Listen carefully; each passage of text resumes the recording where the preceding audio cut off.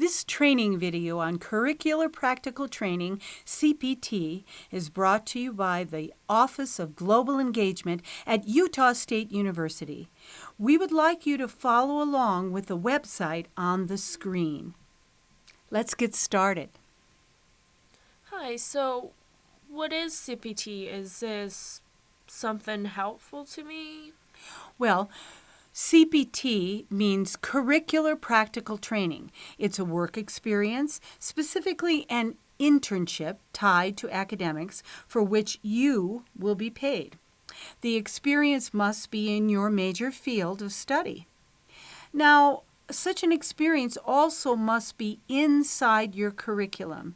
The regulations actually say must be an integral part of the established curriculum, listed in the course catalog, documented and supervised by a college faculty member. So does it mean I take it for credits? Yes, absolutely. Curricular practical training is taken for internship credits.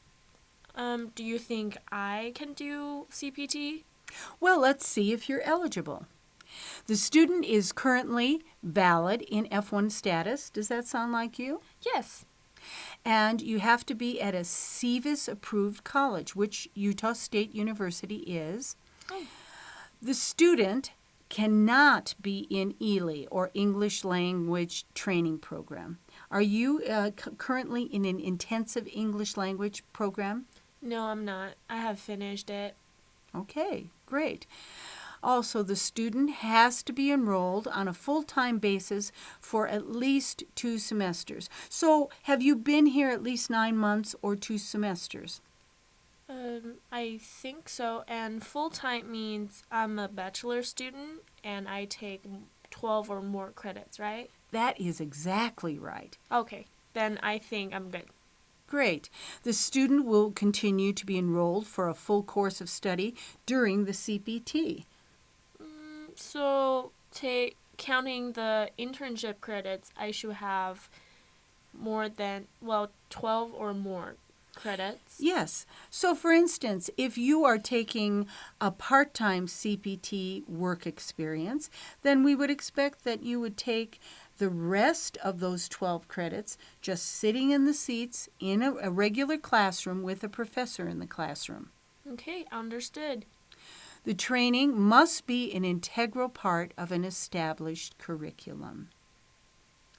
The training must be related to the student's major area of study. What does that sound like for you? So my major is accounting, so I must be doing something related to accounting. Exactly. So how do I apply? Well, I would like you to first look at the CPT packet checklist. Obtain an original offer form letter from a prospective employer, and we'll go over that later. Complete the CPT form in the package and get signatures from your academic advisor. Obtain an offer letter from the employer following the template in the packet. We'll go through that again. Register for internship credits.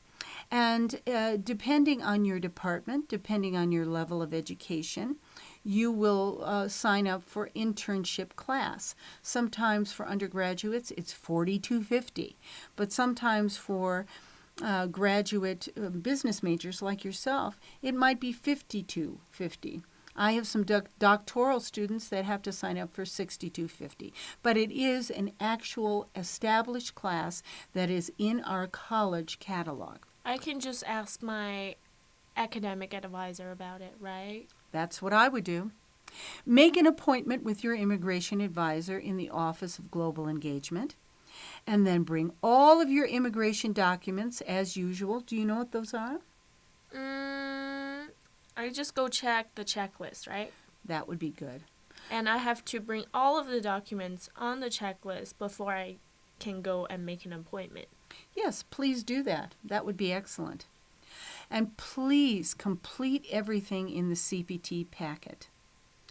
Now, this all must be done before you can start working. So you have to allow time, and you have to do everything in the CPT packet. You must receive a new I-20 with the work authorization on the back of your new I-20 before beginning to work. The good news is, if you bring everything to the office and work with an immigration advisor, it's really easy. Good to know. Here are a few important notes. You may not apply for CPT after your defense or completion of coursework. If you participate in 12 months or more of CPT, you will lose your eligibility for OPT, optional practical training. That's why you always hear the immigration advisors tell students, please do not go over 11.5 months of CPT, because we don't want you to lose that powerful OPT benefit. So I do CPT when I'm still in school before I graduate. I do OPT after I graduate. But I can also do both, just not to do CPT for too long.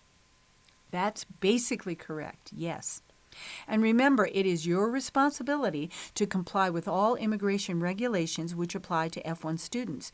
If you drop your internship credits while you're on CPT, you will fall out of status and you will not be eligible to continue on CPT. You may not be eligible to take classes, and you might lose your OPT benefit. Ooh, I will be in trouble.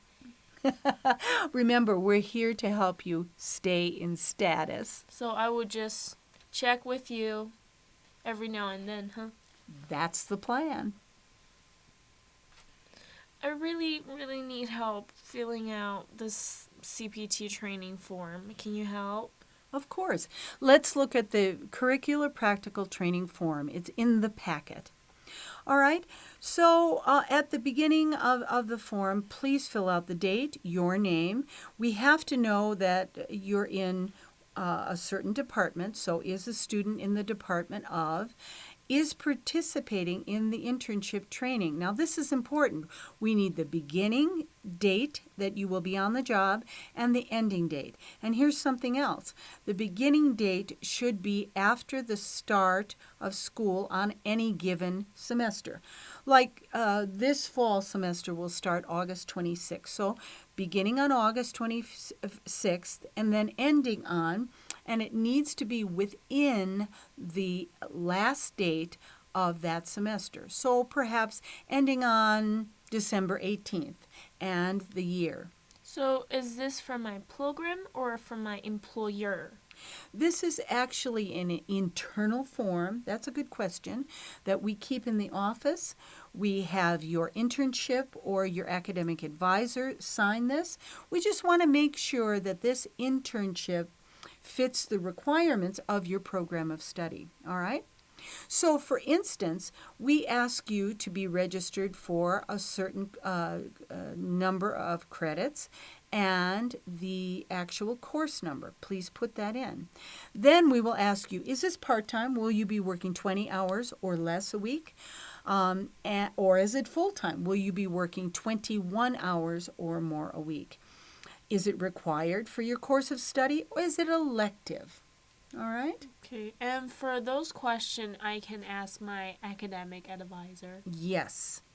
Now, here, this is pretty self-explanatory. You will put the name of the employer, all of the employer's address, phone, all of that information.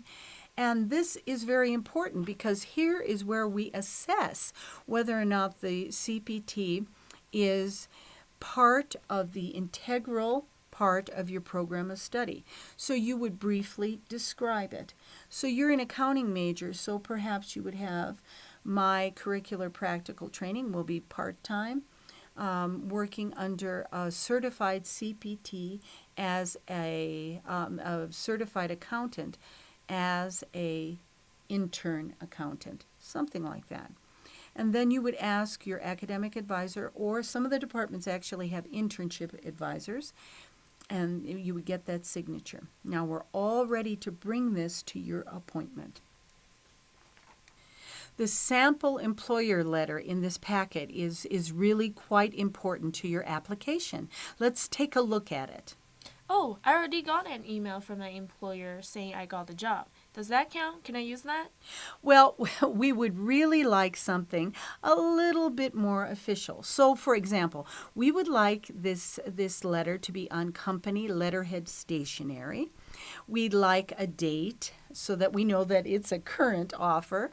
We would like the employer's company's name, the address, and then it needs to be addressed to you, to the student, so we know that the offer is for you. So on the employer letter, what does it have to go on there? Their number?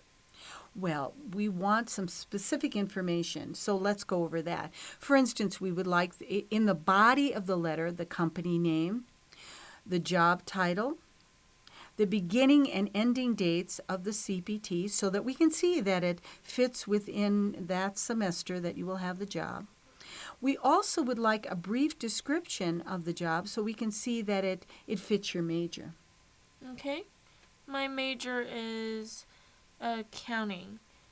So I would do account receivables and payables like that. Yes, if that were in the letter, I could easily see that this fits your major of accounting, and your academic advisor could easily see that this is an appropriate CPT, and we would sign off on it. That's good. We often ask for the goals and objectives of your internship to be listed and the location of that experience. It's very important because if you have a big company, there may be many, many locations, and we need the exact location and the address of that location. Okay.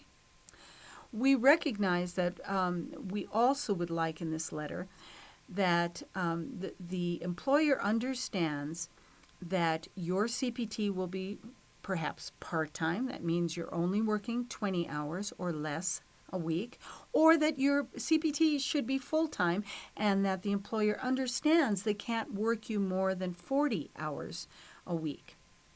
Okay? Okay. So do they need to sign it or just type it out and then on a company letterhead, then I can give it to you? Yes. We always need a signature.